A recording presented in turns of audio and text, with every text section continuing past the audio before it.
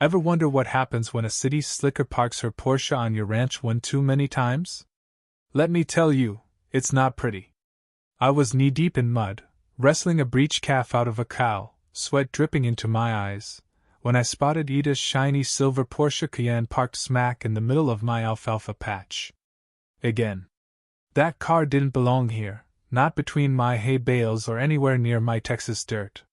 It belonged to my neighbor, Lisa Hammond, and that moment, with my hands slick and a calf half-born, I decided I was done playing nice.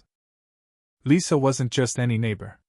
She rolled into our dusty corner of Texas 2 years ago from some fancy coastal city, all designer sunglasses and rose.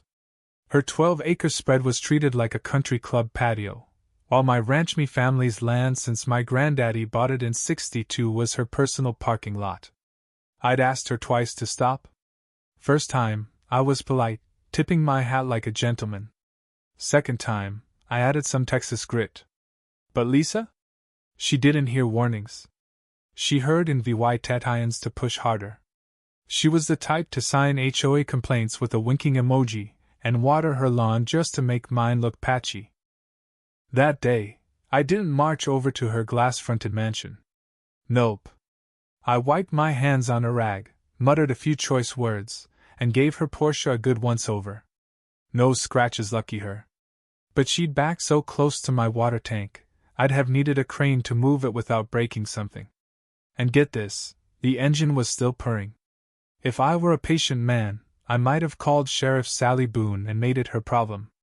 But the heat, the cow grunting like she was egging me on, and the memory of Lisa's smug "I didn't see a no parking sign," lit a fire in me. I grabbed my tractor, hooked up the post hole digger, and hauled cedar planks and barbed wire. In under an hour, I'd fenced her Porsche in like a show pony at the county fair. No gate, no escape. I was humming Johnny Cash, picturing her face when she saw her precious SUV caged like a peacock, when her scream pierced the air. Not dramatic, just pure, entitled confusion. Lisa stormed out in yoga pants and a cardigan that probably cost more than my barn roof, her blonde ponytail swinging. She circled the fence, tugging at the boards like she was on a reality show. Then she spotted me, leaning on a shovel, sipping lemonade like I'd just planted a flower bed. "What the hell is this?" she snapped, her voice sharp enough to spook my horses. "Looks like a fence," I said, calm as you please. "You fenced in my Porsche?" "Nope," I shot back. "Just fenced my property. Your car's just VY siding." She stared at me like I'd grown horns, then stomped off, yelling, "I'm calling the sheriff! Tell Sally I said hi."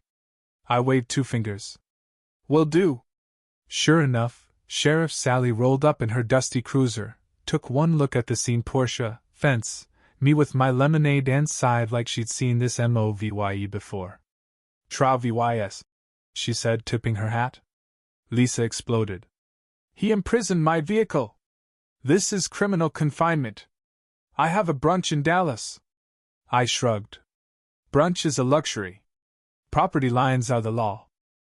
Sally walked the fence, muttering about dead center posts and textbook placement. "Lisa," she said, "was your car on Tra-VYS's land?" Lisa crossed her arms. "It's a shared boundary." "It ain't," Sally said, cool as a winter breeze. "It's his alfalfa patch, and it's been his since his granddaddy's day." Lisa huffed. "That's debatable. Only if you're blind, drunk, or a Hammond," I said, knowing her last name would set her off. It did. She grabbed her phone, muttering about lawyers. Sally stepped in.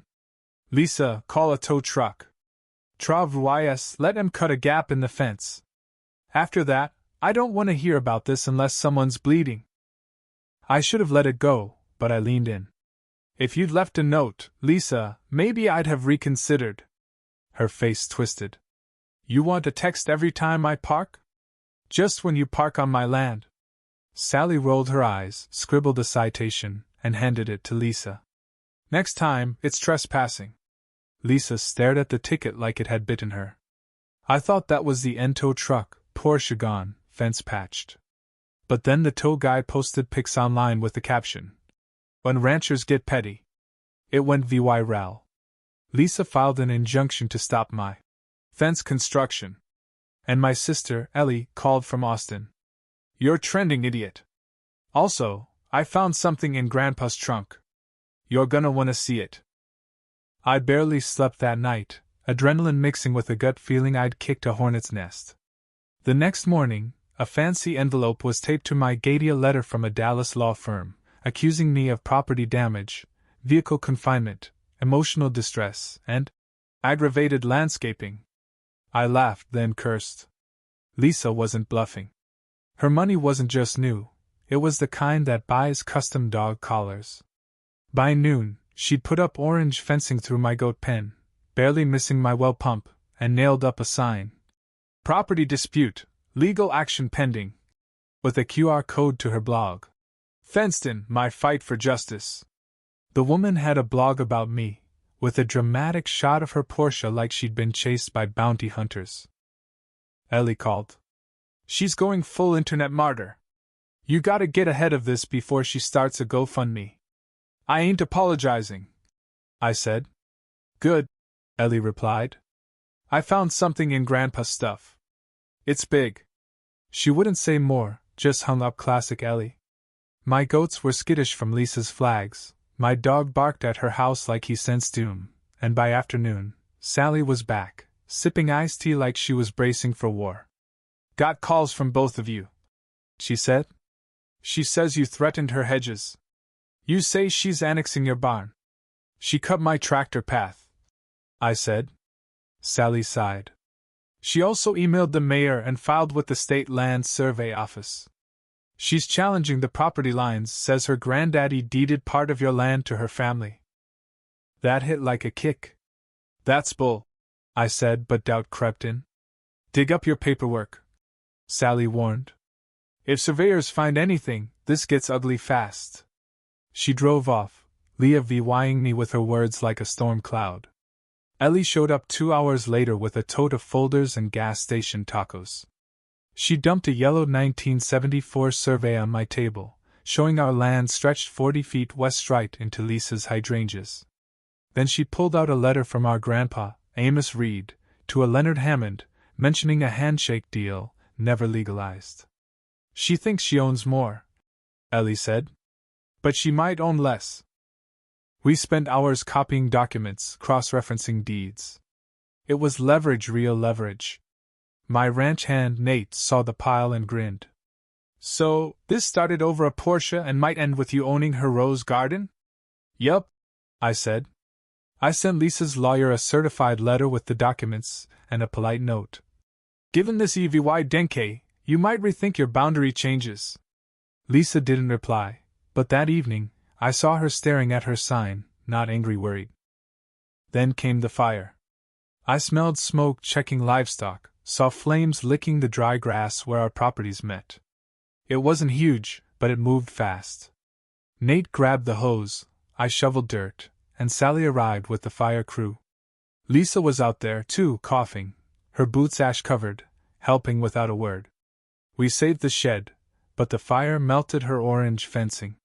Suspicion lingered, nobody said arson, but it hung between us like smoke. Next morning, Ellie and I walked the scorched line and found a rusted metal box in the dirt. Inside were originals, a deed, a will, letters from Amos and Leonard, and a 1982 agreement. Lisa's dad had swapped the eastern field for mineral rights he never used, meaning we owned her gazebo and pond. But Amos's will named Lisa as a contingent owner in disputes, tying our families together. Sally read it twice. You're both right, and both wrong. You're stuck. The fire changed me. The anger faded, replaced by a weight I couldn't shake. The land smelled of ash and growth, and I sat on my porch, wondering if Lisa felt it too. She stayed quiet, no Porsche, no letters. Ellie planned a land truce, barbecue, and Sally turned it into a public mediation, complete with potato salad and a church flyer. Lisa showed up in jeans and a dusty Subaru, no makeup, looking worn. She offered her hand. I shook it. Neither of us spoke at first, then she said, My dad never mentioned the deal. His journal called it a mistake. I nodded. Mine just said the Hammonds were trouble. She laughed, short and sharp. I hated that fence, but I hated what it meant more. What's that? I asked. She looked at the hills. That I couldn't fix what broke before I got here. Me too, I said. The barbecue roared. Nate grilled, Ellie slung sweet tea, Sally set up karaoke with a peace accord rule. Lisa and I shared ribs, talked about our dads, her childhood tree swing, my grandpa sang. The land owns us. We signed a shared stewardship deal. Her garden stayed, my fence came down, no more Porsche traps. She handed me a model Porsche, painted with private property. We laughed. That night, fireflies glowed over the scorched earth. The line was gone, and something better might grow. Land remembers, but so do people when they stop fighting to listen.